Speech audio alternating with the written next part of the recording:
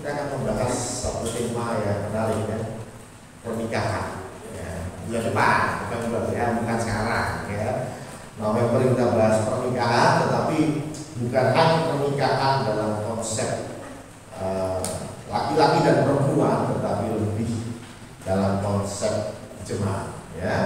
Karena kita harus belajar tentang gereja ya. Nah, hari ini temanya adalah gereja rumah.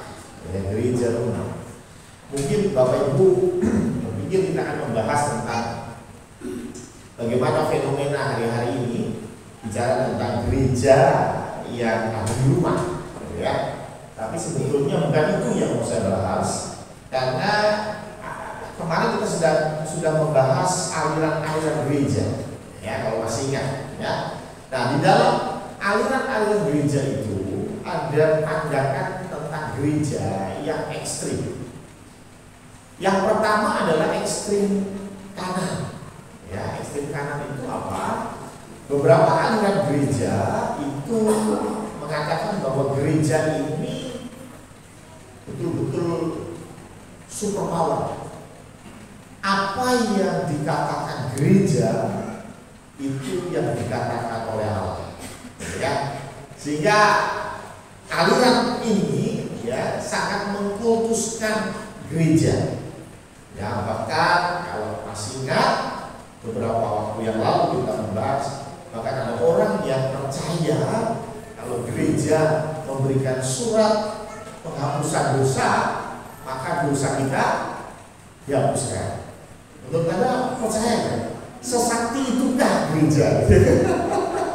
Sehingga gereja membuat surat, Aldo kamu masuk surga, maka ini pasti ya, surat ini akan membawa Aldo masuk surga ya. Ini aliran tertentu. Jadi ada aliran yang menempatkan gereja pada posisi yang super power gitu ya. Super power ya, bahkan overpower gitu ya. Sehingga apapun yang disampaikan gereja itu seperti yang disampaikan oleh Allah. Menentang gereja sama dengan menentang Allah. Ya, ini ada aliran-aliran yang seperti itu. Tetapi ada juga yang ekstrem kiri, ya, yaitu orang-orang yang tidak memandang gereja sebagai sesuatu yang penting. Ya, salah satu aliran namanya aliran Quakers. Ya, Quakers itu muncul di Amerika dan mereka ini tidak punya pendeta, tidak punya organisasi gereja. Ya pokoknya pemuritan. Ya, Pak Marno memuridkan 5-10 orang, nanti 5-10 orang itu memuridkan lagi gitu ya. Karena Tuhan Yesus bilang pergilah dan jadikan semua bangsa murid. Jadi nggak perlu gereja. Ya, nggak perlu gereja. Dan kalau mau pemberkatan nikah gimana? Ya cuma berkata langsung sama gurunya. Misalnya gurunya Pak Marno yang berkata. Ya. Kalau mau baptis, siapa yang baptis? Ya, siapa saja boleh yang baptis, nggak harus pendeta, bahkan tidak ada jabatan pendeta, gitu ya. Sehingga gereja menjadi sangat-sangat tidak diperlukan, gitu ya. Nah, yang mana yang betul? Gereja yang amat sangat penting atau gereja yang amat sangat tidak penting? Ya, kita mau belajar gereja seperti apa sih yang Tuhan mau? Ya tentunya sesuai judulnya, gereja rumah. Seperti apa sih? Yuk kita lihat ayatnya di Efesus 2 ayat yang ke-19. Efesus 2 ayat yang ke-19 sampai 22. Ya. Saya buka dulu. Efesus 2. Ini konteksnya kalau saya mau sampaikan, jadi Efesus itu gereja atau jemaat yang ada di kota Efesus. Ya, surat ini ditulis oleh Paulus untuk gereja di Efesus. Efesus ada di sekitar Turki, ya, dan di Turki sekarang ini terjadi percampuran antara beberapa suku atau ras. Kalau gereja di Yerusalem rata-rata gereja di Yerusalem seragam, semuanya orang Yahudi. Tapi gereja di Efesus ini ada orang Yahudi, ada orang Yunani. Yunani ini sebutan untuk orang yang bukan Yahudi, ya. Orang Yunani dan orang Yahudi. Dan rupanya ini menjadi sebuah masalah, ya. Terjadi masalah, terjadi gesekan. Dan karena itu surat Efesus ini ditulis untuk menjelaskan atau memberikan jalan keluar tentang masalah-masalah yang ada di Efesus. Saya akan bacakan Efesus 2 ayat 19 sampai 22. Demikianlah kamu bukan lagi orang asing dan pendatang, melainkan kawan sewarga dari orang-orang kudus dan anggota-anggota keluarga Allah yang dibangun di atas dasar para rasul dan para nabi, dengan Kristus Yesus sebagai batu penjuru. Di dalam Dia tumbuh seluruh bangunan rapi tersusun menjadi bait Allah yang kudus di dalam Tuhan. Di dalam Dia kamu juga turut dibangunkan menjadi tempat kediaman Allah di dalam Roh. Amin. Jadi kata kuncinya sebuah gereja itu harus ada ayat 22 ini. Ya, kata kuncinya apa? Menjadi tempat kediaman Allah. Dan puji Tuhan ditambahkan di dalam Roh, karena tidak ada satu tempat yang bisa menampung Allah yang begitu besar. Betul ya? Gak ada. Ya, masa kita bisa menampung Allah yang begitu besar? Gak bisa. Tetapi di dalam Roh. Jadi intinya gereja harus menjadi tempat kediaman Allah. Kalau boleh tanya Bapak Ibu, apakah Bapak Ibu ketika pulang ke rumah, apakah nyaman? Di rumah itu nyaman atau tidak? Dan nyamannya rumah itu biasanya berhubungan erat dengan sering pergi atau tidak.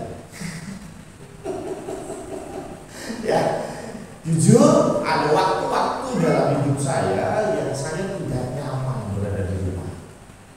Ya.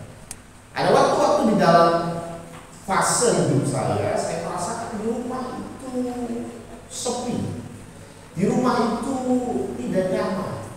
Dan dampaknya apa? Ya, paling masuk rumah 10 menit udah keluar lagi, ya. Paling masuk rumah 10 menit keluar lagi gitu ya. Paling masuk ganti baju, mandi, berangkat lagi gitu ya. Entah kemana, tetapi saya tidak nyaman berada di rumah. Saya nggak tahu apakah Bapak Ibu pernah mengalami hal ini. Nah, hal yang sama dengan bicara kediaman Allah. Kalau tempatnya nggak nyaman, bagaimana mungkin Allah mau berada di situ? Kita saja kalau tempatnya nggak nyaman, nggak mau. Masa Tuhan mau ya?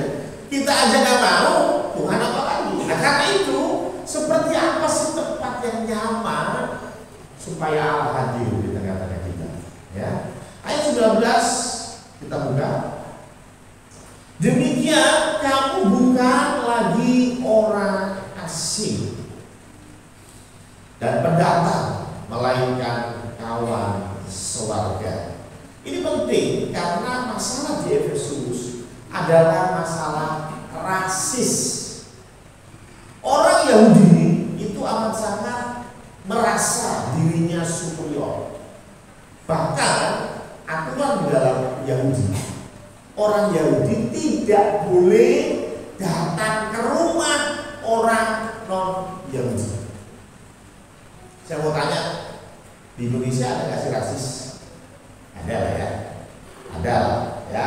Mungkin suku tertentu merasa lebih superior daripada suku yang lain, atau suku tertentu memandang suku tertentu lebih rendah, gitu ya, sehingga terjadi yang namanya rasis. Tapi saya kira tidak pernah sampai ada yang serasis orang Yahudi, sampai-sampai tidak mau ke rumahnya. Kayaknya nggak ada ya. Oke lah, mungkin saya rasis dengan suku A, tetapi kayaknya nggak ada masalah untuk saya bisa datang ke rumahnya. Betul ya? Kisah Para Rasul 10 menulis Petrus datang ke rumah Kornelius. dan akhirnya membaptis Cornelius. Dan yang menarik, Petrus dipanggil di Yerusalem bukan untuk diberi penghargaan, tetapi untuk ditanya, ngapain lu datang ke rumah bukan ya Yahudi? Ya, serasis itu orang Yahudi, ya. Jadi mereka itu betul-betul eksklusif, pokoknya bukan Yahudi, bukan teman, bukan Yahudi, maaf, bukan manusia. Bahkan ada orang bilang, bagi orang Yahudi, orang non-Yahudi, diciptakan Tuhan untuk apa? Untuk bahan bakarnya neraka. Orang Yahudi yang bilang ya. Jadi bagi orang Yahudi, orang non-Yahudi itu diciptakan Tuhan untuk bahan bakar neraka. Ya, saya sakit pandangan mereka yang rasis. Zaman itu ya, zaman itu. Tentu zaman sekarang sangat berbeda. Tetapi zaman itu orang Yahudi serasis itu. Ketika itu muncul namanya jemaat mula-mula di Efesus yang bukan Yahudi. Masalahnya pasti masalah. Karena ada kebiasaan itu tidak mudah dibalik seperti tadi. Saya kasih contoh saja di gereja ini, sederhana saja. Masalah makanan. Ya. Walaupun kita Kristen, tapi saya tahu dengan betul beberapa jemaat tidak makan babi. Ya. Sebagian jemaat boleh babi. Ya, sehingga berarti yang ketempatan KPK harus menyiapkan 2 lauk. Sebagian babi, yang sebagian non babi, gitu ya. Karena ada orang-orang yang nggak bisa makan babi. Loh, padahal Kristen. Kenapa? Ya karena dari kecil terbiasa tidak makan babi. It's okay, nggak masalah. Cuma maksud saya, kalau itu dicampur, pertama kali pasti kagum. Pertama kali pasti ada masalah. Hal yang sama dengan orang Yahudi dengan orang Yunani. Ketika mereka datang dalam satu gereja, maka orang Yahudi akan bertanya kalau lagi makan-makan. KPK di rumahnya Mas Purwoko. Saya orang Yahudi. Saya akan tanya, Mas, iya kok. Mas itu apa ini? Mohon maaf. Ini apa ini sih? Oh, ini apa ini ya? Pasti Mas Purwoko juga jengkel. Banyak kan aja. Tinggal makan terus sudah saya siapin, banyak tanya gitu ya. Tentu ini jadi masalah. Dan gak cuma itu, banyak hal. Karena orang Yahudi itu aduh ya, aturannya kritik sekali ya. Dan bukan kita menyalahkan mereka, karena tentunya mereka terbiasa seperti itu. Ya. Ada orang-orang yang nggak biasa makan daging. Ketika makan daging pertama kali pasti itu nggak nyaman, aneh, nggak suka, gitu ya. Nah itu baru masalah makanan, belum pakaian, belum bahasa, belum warna kulit, belum selera, gitu ya. Yang satu suka dangdutan, yang satu suka keren, gitu ya. Itu jadi masalah, ya kan? Jadi rupanya ketika ada banyak dari jemaat Tuhan itu dari berbagai macam suku, di situ muncul masalah. Waktu di Yerusalem nggak ada masalah karena semua orang Yahudi, semua punya cara yang sama, pakaian yang sama, cara makan yang sama, omongnya sama. Ya, kalau Bapak Ibu pernah main di gereja HKBP, rata-rata ngomongnya sama. Sama-sama kita nggak ngerti. Karena HKBP udah jelas lah ya.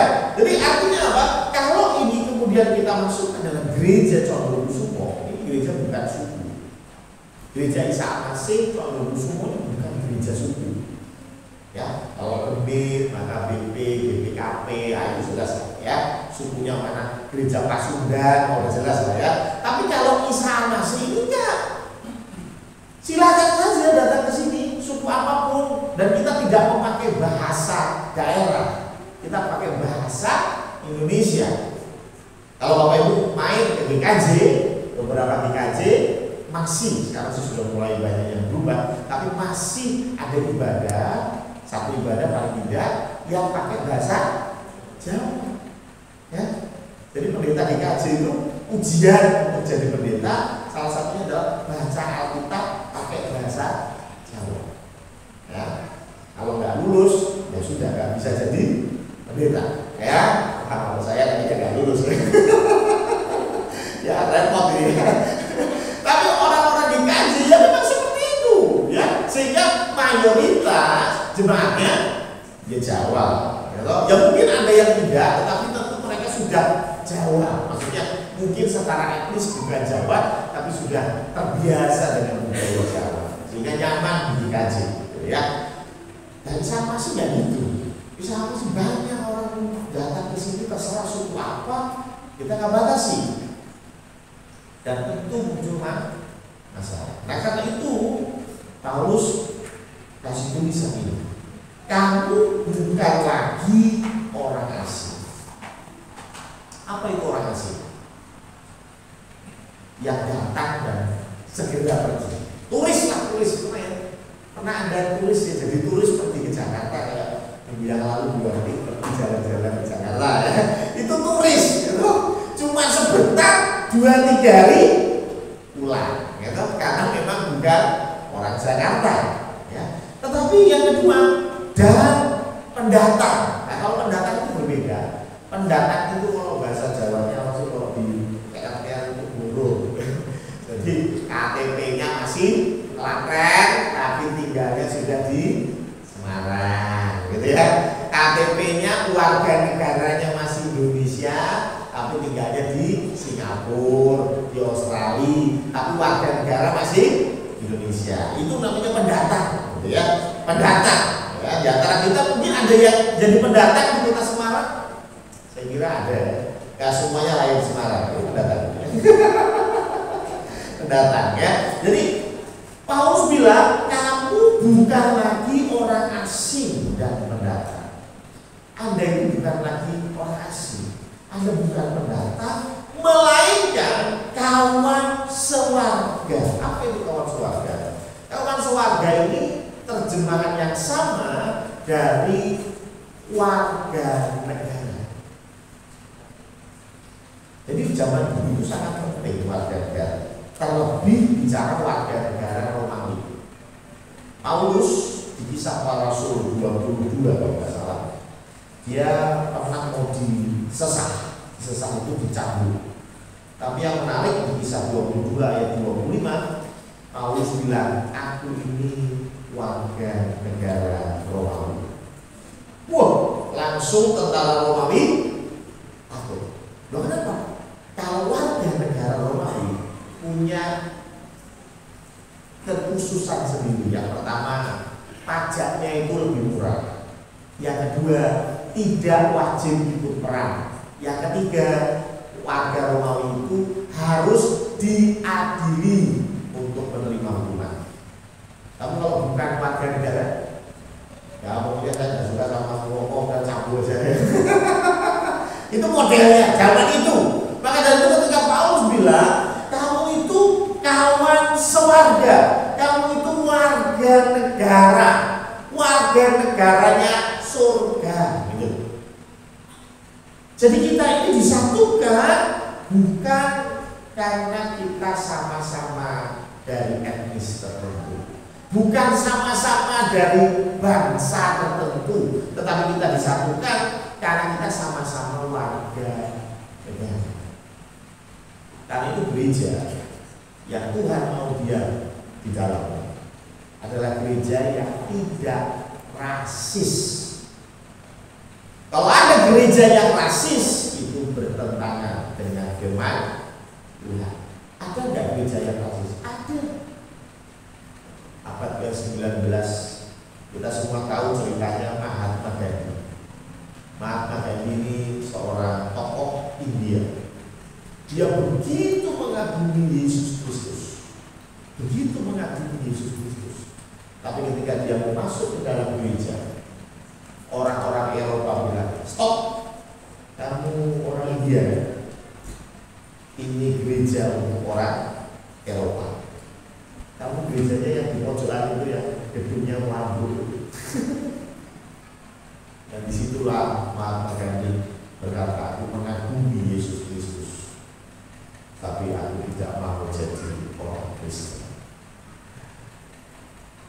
dulu gereja sempat rasis, tapi sekarang ya memang ada, jujur masih ada, tapi saya tidak mau itu terjadi di sini. Karena apa? Supaya Allah mau diam di antara kita.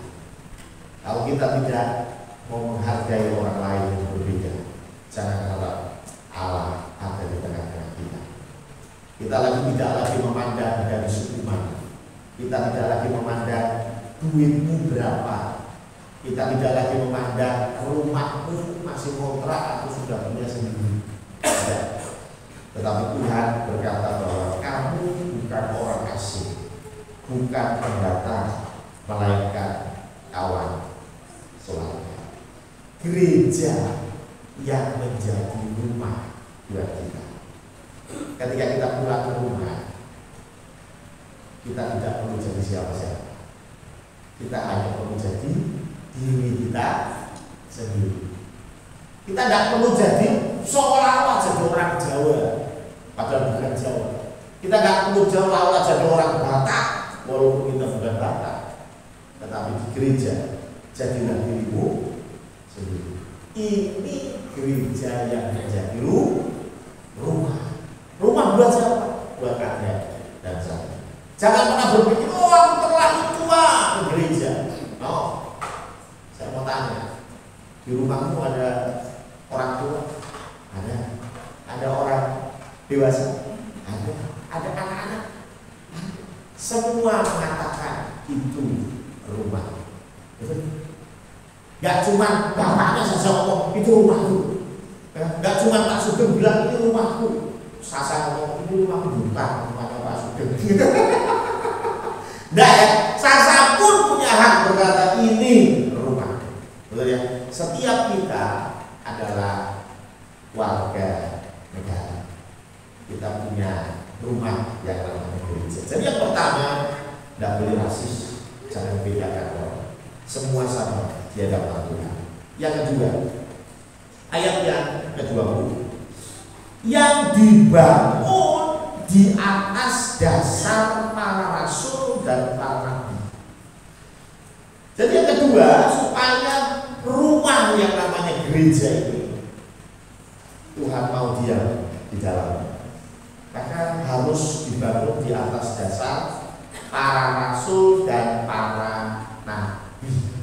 Nah ini pertanyaannya, kira-kira siapa itu para rasul, siapa itu para nabi? Terkadang kita berpikir, saya pun berpikir, para nabi itu mesti perjanjian lama. Nah itu nabi-nabi ya, Yeremia, Yesaya. Tapi rupanya nabi itu masih ada sampai sekarang. Nabi itu bicara perjanjian baru di sini. Coba kita lihat di dalam Efesus 3 ayat yang ke-5. Efesus 3 ayat yang ke-5. Kata-katanya demikian. Yang pada zaman angkatan-angkatan dahulu tidak diberitakan kepada anak-anak manusia, tetapi yang sekarang, berarti bicara perjanjian baru, sekarang dinyatakan di dalam Roh kepada rasul-rasul dan nabi-nabi. Jadi rasul, nabi ini bicara nabi sekarang, bukan nabi dulu. Dan terus bedanya rasul sama nabi apa? Ada yang punya konsep rasul ini adalah saksi mata dari Yesus Kristus. Sedangkan nabi ini bicara tentang masa depan. Jadi rasul bicara tentang kesaksian di masa lalu, nabi bicara tentang masa depan. Ya. Di dalam Alkitab ada nabi ada. Coba kita lihat Kisah Para Rasul 11 ayat 27 sampai 28. Kisah Para Rasul 11 ayat 27 dan 28 berkata demikian. Pada waktu itu, ini Kisah Para Rasul, berarti perjanjian baru ya. Pada waktu itu datanglah beberapa nabi dari Yerusalem ke Antioquia. 28. Seorang dari mereka yang bernama Agabus, berarti Agabus ini seorang nabi, bangkit dan oleh kuasa Roh ia mengatakan bahwa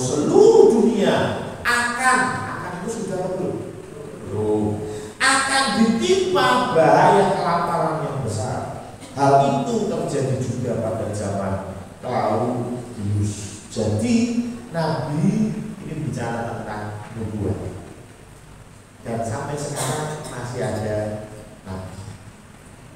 Ya, tapi ada perdebatan bagaimana dengan rasul. Kalau konteks kita, rasul adalah saksi mata dari Yesus Kristus, berarti rasul sudah tidak ada. Betul ya? Rasul itu 12 plus 1. 12 murid Yesus plus 1. Siapa tahu? Paulus. Ya, ada beberapa yang mengatakan rasul itu hanya 12 plus 1. 12 murid Yesus dan 1 Paulus. Paulus memang bukan murid Yesus, tetapi Paulus mengenal Yesus, ngerti, hidup sejaman dengan Yesus. Tapi dia dulunya sebagai haters, sebagai pembenci, ya. Tetapi akhirnya dia dipanggil Tuhan dan jadi rasul. Artinya sampai sekarang sudah tidak ada rasul. Ini menurut beberapa pandangan saya bilang. Kenapa? Ada beberapa gereja yang tidak setuju dengan ini. Salah satunya adalah gereja aliran apostolik, ya. Karena apostolik itu artinya rasul, ya. Jadi mereka percaya bahwa gereja ada rasulnya, ya. Rasulnya itu ya bisa pendetanya, bisa majelisnya, itu rasul. Bahkan ada yang mengatakan ada rasul akhir zaman, gitu ya. Tapi itu tidak usah diperdebatkan. Tetapi inti dari permasalahan ini, artinya ada orang-orang pilihan yang menjadi dasar bagi sebuah gereja. Entah itu rasul, entah itu nabi, tapi bicara tentang konteks yang kita sedang bahas di Efesus 2 yang dibangun di atas dasar para rasul dan para nabi. Artinya gereja dibangun di atas dasar orang-orang pilihan. Bagaimana dengan gereja Isa Al-Masih? Saudara Kusuma. Kalau masih ingat khotbahnya Pak Pendeta Joko minggu pertama kalau nggak salah, bicara tentang bagaimana sejarah gereja ini ada orang-orang yang Tuhan pilih untuk membuat gereja ini menjadi sebuah gereja. Betul? Kalau nggak salah Pak Joko menyampaikan orang tua dari Pak Bunda, Mbak Putih, Mbak Ibu, Putih malam, belum salah Pak, ya. Yang menjadi dasar, gitu ya. Ada orang-orang yang dikirim oleh dia pribadi untuk mengelola pos PI tempat itu. Ya. Artinya apa? Ini menjadi dasar bagi sebuah gereja. Mereka yang ditempatkan di tempat ini pasti punya visi ke depan. Aku pengen pos PI ini suatu hari jadi gereja. Betul tidak? Masa ada yang mau selamanya jadi pos PI? Tidak ada ya. Pasti suatu hari pos PI ini akan berkembang menjadi gereja. Artinya ada orang-orang yang punya visi ke depan, punya pandangan ke depan. Dan kalau itu dari Tuhan, maka orang itu bisa disebut sebagai nabi. Dasarnya. Dan yang pertama, gereja itu tidak boleh rasis. Tidak boleh ada rasis di dalam gereja. Yang kedua, gereja dibangun oleh orang-orang pilihan. Dan yang ketiga, dengan Kristus Yesus sebagai batu penjuru. Yang ketiga, batu penjurunya itu harus Yesus Kristus. Makanya kemarin minggu yang lalu saya sampaikan ya, bahwa banyak sekarang ini mengganti Yesusnya. Ya, memang dengan pengenalan moral yang lebih baik, dengan kebaikan hati, dengan perbuatan yang luar biasa, tapi Yesusnya diganti. Ini berbahaya. Karena firman Tuhan bilang Yesus Kristus sebagai batu penjuru. Apa sih batu penjuru? Kalau pondasi tahu ya, Bapak Ibu ya. Pondasi itu yang pertama kali dibangun, ya kotak dulu biasanya ya, itu pondasi ya. Tapi tahukah dari antara kotak ini sebagian itu disebut batu penjuru. Biasanya ditaruh di setiap ujung. Jadi kalau ini kotak begini, batu penjuru ini ditaruh di ujung-ujung. Dan batu penjuru ini yang menjadi parameter untuk pembangunan pondasi. Kalau belum ada batu penjurunya, nah pondasinya mau ditaruh di mana? Masih bingung. Maka dari itu, Yesus Kristus menjadi inti dari sebuah pondasi. Kalau pondasinya adalah para rasul dan nabi, inti dari pondasi harus Yesus Kristus. Inti dari orang-orang pilihan yang melayani di tempat ini mula-mula harus berorientasi Yesus Kristus, bukan fulus. Ada nggak yang pelayanan orientasinya duit? Ada ya? Ada. Saya mau mendirikan gereja di tempat ini, wah luar biasa ya. Kenapa? Di sini banyak orang Kristennya. Puji Tuhan. Ya, dan kebetulan orang Kristen di sini kaya-kaya. Kalau kita bikin gereja ya, kemudian dengan fasilitas yang nyaman, pasti orang-orang kaya yang datang. Persembahannya berarti tujuan untuk membangun sebuah gereja cuan. Ya. Saya ketika sedang bergumul, ini sudah 1 tahun kita bergumul tentang POSPI. Saya sampaikan bahwa kita nggak mau bikin gereja atau bikin POSPI dekat dengan gereja. Karena kalau sudah ada gereja, ngapain kita bikin POSPI? Betul nggak? Kalau sudah ada gereja, ngapain bikin POSPI? Kalau sudah ada Alfamart, ngapain bikin Indomaret?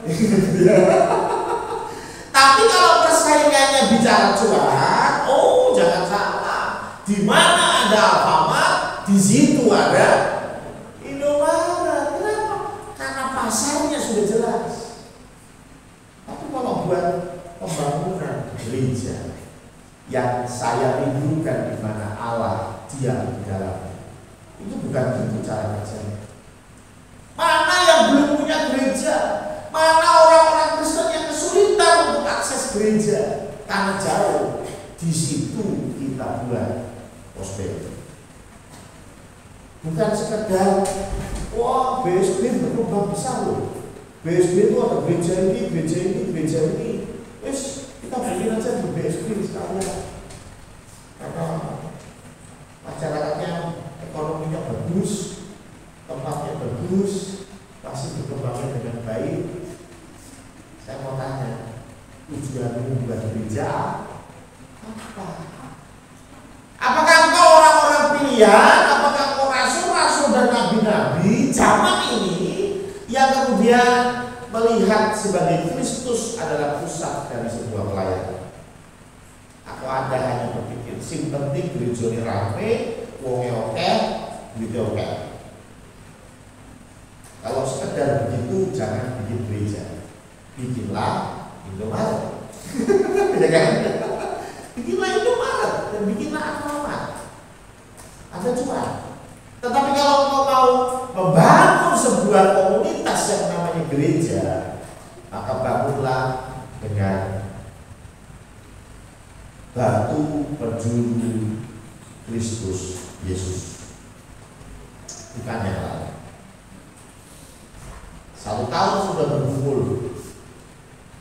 Saya yakin Tuhan segera menyampaikan dengan jelas di mana kita harus memulai pelayanan POSPI. Yang terakhir, ayat 21.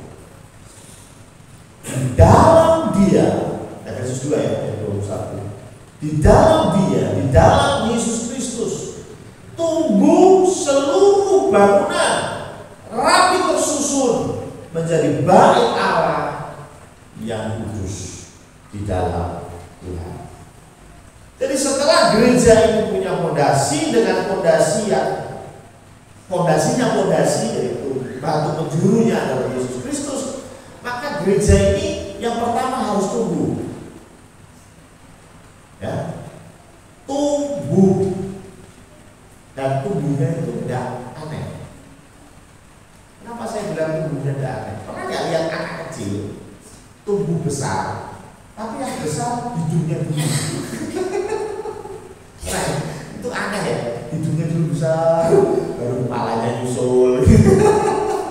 Gimana?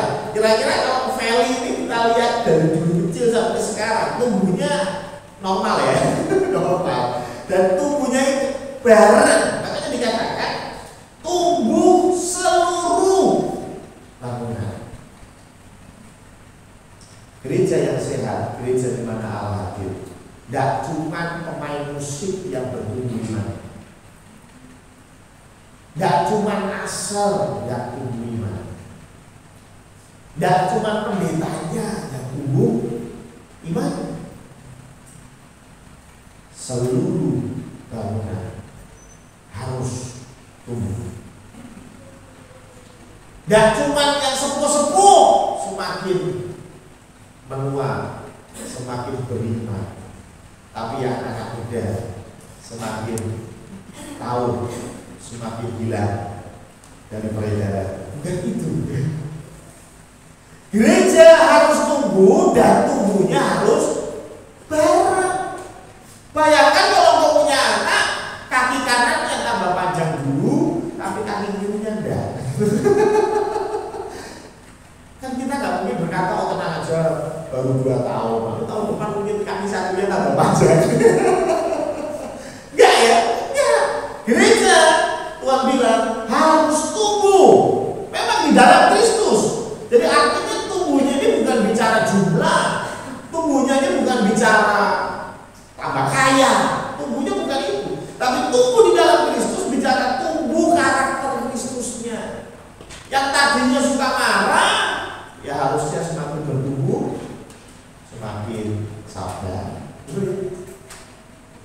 Tadinya hidupnya berantakan, keluarganya berantakan, harusnya semakin lama semakin tumbuh. Ini bicara tumbuh, dan tumbuhnya kan cuma 1, 2. Oh, 2 tema tumbuh majelis. Saya ini kan cuma sekretaris remaja, ya nggak tumbuh ya nggak apa-apa. No. Gereja harus tumbuh, dan tumbuhnya seluruh bangunan. Jadi yang pertama, gereja itu harus tumbuh dulu ya. Kalau pondasinya sudah benar, batu penjurunya sudah betul, maka yuk tumbuh. Ya. Dan tumbuhnya nggak asal tumbuh Bapak Ibu. Ada yang punya anak tumbuhnya asal tumbuh. Wah, 7 bulan Pak Pendeta, anak saya tumbuh loh. Tadinya jarinya 5, sekarang 6. Saya kira itu agak aneh ya. Tadinya 5 jadi 6, ya ngawur gitu. Nah, maka dari itu yang kedua nih, tidak sekedar tumbuh bersama-sama atau seluruhnya, tapi rapi tersusun. Ya, rapi tersusun. Rapi dan tersusun itu sebetulnya sudah menjadi ciri khas Allah. Ciri khas Allah. Dari mana kita tahu ciri khas Allah? Allah itu kalau menciptakan pasti rapi dan tersusun. Gitu ya. Coba lihat planet-planet, rapi dan tersusun. Coba lihat pohon yang tumbuh liar di gunung, rapi ya. Saya kadang-kadang melihat pemandangan alam rapi ya. Tuhan itu bisa bikin rapi gitu ya. Gimana caranya ya? Ya.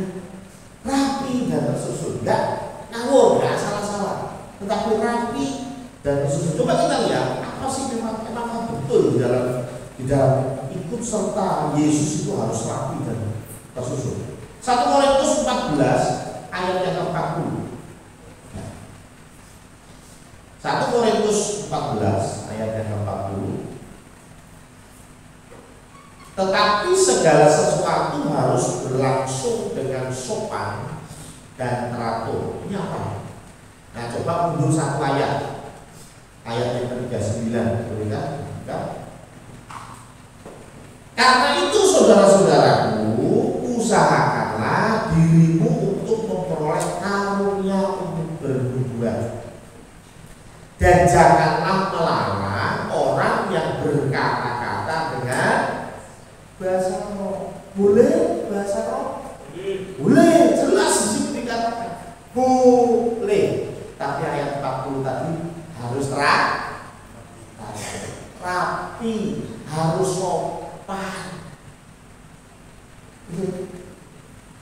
Jadi artinya kita dalam bergereja harus teratur, harus rapi.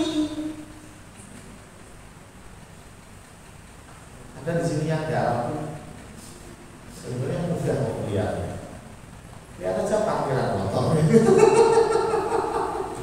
Terus jauh-jauh ya.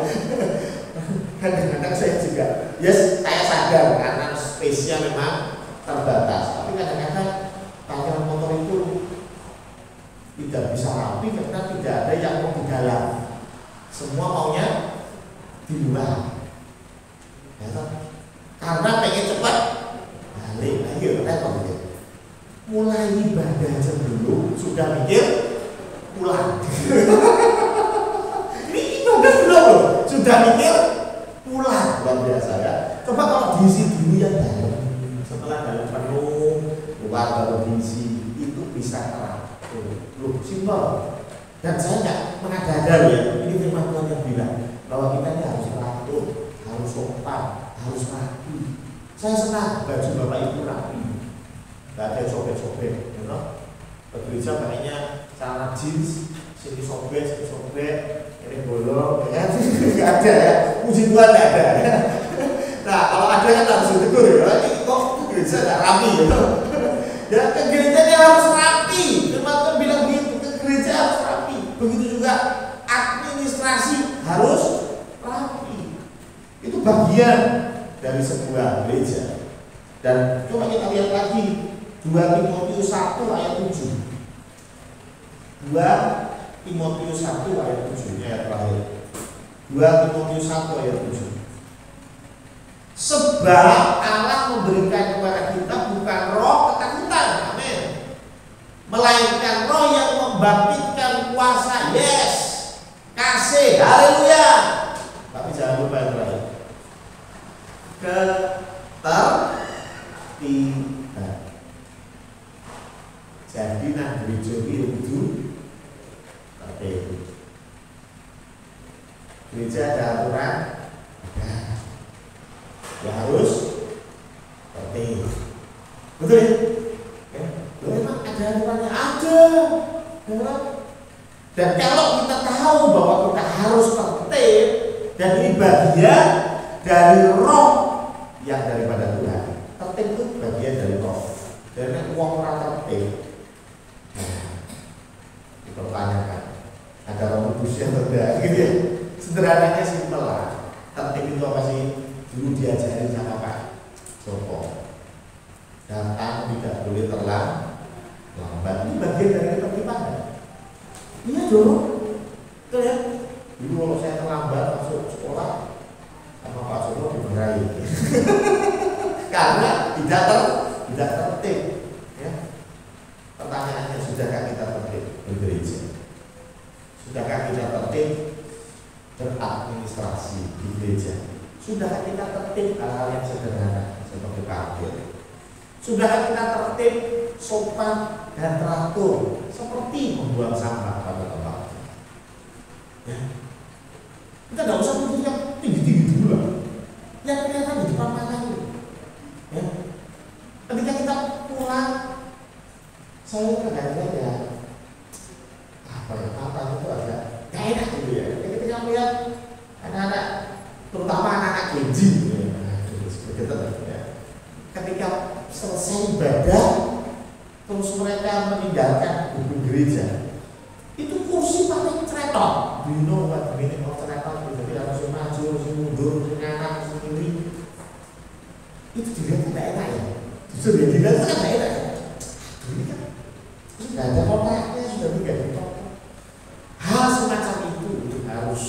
jadi concern kita untuk mendidik mereka supaya mereka tumbuh, tidak hanya kita yang tumbuh, mereka yang tumbuh. Sopan itu kita sederhana ya, tapi sopan itu juga menyangkut hal yang etika. Saya kasih contoh yang etika saja. Ketika saya dapat laporan, tapi saya rasa penting untuk disampaikan. Ketika kita punya poster dan gereja ini perlu disapu, maka orang-orang sepuh itu nyapu. Ya. Marto, Bu Lina, Bu Suga, nyapu. Tapi ada anak muda yang hanya duduk di kursi, mainan handphone, bahkan pindah dari tempat duduknya pun nggak mau. Pindah aja, maksudnya dari sapu nih, nah, minimal dia nggak enak hati, dia pindah keluar dia supaya tidak mengganggu yang lain. Ini nggak mau. Ya dengan santai dan nyamannya duduk di kursi sampai diusir baru pindah. Tapi maksud saya begini, ini bagian dari kesopanan, ya, etika. Ya. Saya nggak bilang bahwa kalau saya bawa sapu segera dibantu nyapu ya, ada saya bilang gitu. Cuma maksud saya ada etika yang harus kita tumbuhkan juga di dalam gereja. Ya. Kita harus mendidik anak-anak kita untuk mengerti hal-hal yang sederhana itu. Ya. Jangan kita hanya berpikir yang tinggi-tinggi, yang luar biasa, yang matematika 10,7, ya. Tapi nggak bisa punya etika yang baik dengan orang-orang yang ada. Nggak bisa berterima kasih kepada guru-guru yang sudah mengajar. Ya. Ini penting. Supaya apa? Tadi saya bilang, supaya kita bertumbuh seluruhnya, ya. Seluruhnya, nggak cuma yang sepuh, nggak cuma yang dewasa, tetapi kita rindu, bahkan anak-anakku bisa tumbuh dengan baik. Mereka mengenal rasa terima kasih, mereka mengenal etika yang benar, mereka tahu untuk bisa teratur hidupnya seperti apa. Dan itu tugas kita semua, karena kita adalah gereja itu sendiri. Amin. Ini tugas kita semua, nggak cuma saya, tetapi tugas Anda juga, nggak cuma Mbak Ina sebagai ketua JKK, enggak, tetapi tugas kita semua.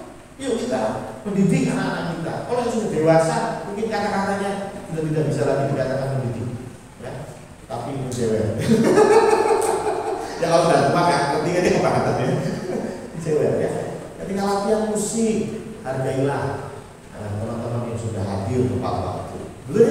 Sederhana kan? Ya, sederhana. Tapi rupanya hal-hal itu masih sulit. Sebetulnya sederhana, tetapi masih sulit untuk kita lakukan. Ayo itu menjadi PR kita. Dia Condrokusumo memang sudah tidak rasis. Memang kita didirikan oleh orang-orang pilihan Tuhan. Dan saya bisa garansi bahwa di gereja Isa Almasih Condrokusumo batu penjurunya adalah Yesus Kristus. Cuma problem kita harus tumbuh bersama. Ayo kita tumbuh bersama. Yang senior menggandeng yang junior supaya junior mengerti apa arti hal-hal yang teratur, yang sopan, dan tentunya yang membuat Allah nyaman tinggal di sini. Sehingga ini tidak cuma jadi rumah kita, tetapi ini betul-betul menjadi rumah Allah. Amin. Lalu kita tundukkan kepala. Kita berdoa. Tuhan Allah Bapa kami, terima kasih untuk firman yang kami dengar. Biarlah Tuhan ini kembali mengingatkan kami sebagai sebuah gereja.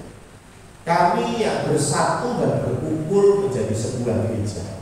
Kami gak mau kami punya gedung yang besar, punya jemaat yang banyak, tetapi Engkau tidak mau ada di tengah-tengah kami. Biarlah gereja ini kami akan buat menjadi senyaman mungkin buat Engkau tinggal. Dengan cara kami mau bertumbuh lebih dan lebih lagi. Kami mau bertumbuh bersama-sama dengan teratur. diatur dengan rapi. Terima kasih Tuhan, terima kasih. Biar apa yang sudah kami dengar ini membuat kami semakin bersemangat untuk memunculkan karakter-karakter Kristus di dalam kehidupan kami. Dan tentunya ini memuliakan nama Tuhan di bumi. Hamba sudah selesai berbicara. Engkau yang akan sempurnakan. Dan dalam nama Tuhan Yesus Kristus